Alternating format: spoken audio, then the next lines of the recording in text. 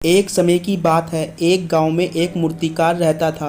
मूर्तिकला के प्रति अत्यधिक प्रेम के कारण उसने अपना संपूर्ण जीवन मूर्तिकला को समर्पित कर दिया था। परिणाम स्वरूप वह इतना पारंगत हो गया था कि उसकी बनाई हर मूर्ति जीवित प्रतीत होती थी।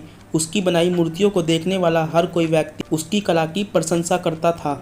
उसके गांव में ही नहीं बल्कि उसकी कला के चर्चे दूर दूर के नगर और गांव में होने लगे थे। ऐसी स्थिति में जैसे सामान्य व्यक्ति होता है, वैसे ही मूर्तिकार के साथ भी ऐसा ही हुआ।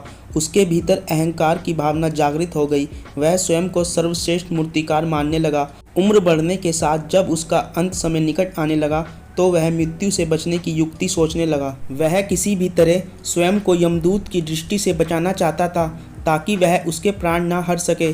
अतः उसे एक युक्ति सूझ ही गई। उसने अपनी बेमिसाल मूर्ति कला का प्रदर्शन करते हुए 10 मूर्तियों का निर्माण किया। वह सभी मूर्तियां दिखने में हूबहू उसके समान थी।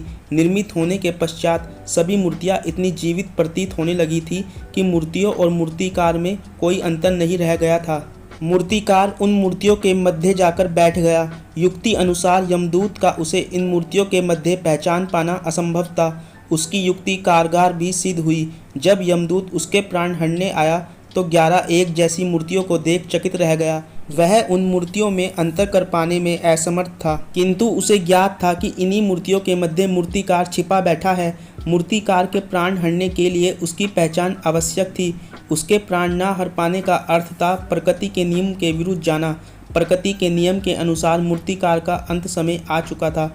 मूर्तिकार की पहचान करने के लिए यमदूत हर मूर्ति को तोड़कर देख सकता था, किंतु वह कला का अपमान नहीं करना चाहता था। इसलिए इस समस्या का उसने एक अलग ही तोड़ निकाला।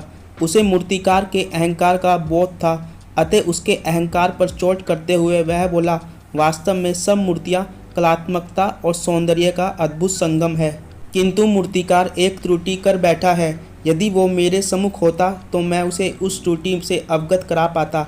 अपनी मूर्ति में त्रुटि की बात सुन अहंकारी मूर्तिकार का अहंकार जाग गया। उससे रहा नहीं गया और झट से अपने स्थान से उठ बैठा और यमदूत से बोला, त्रुटि असंभव, मेरी बनाई मूर्तियाँ सर्वदा त्रुटिहीन होती है। अपने अहंकार पर तुम्हारा कोई बस नहीं।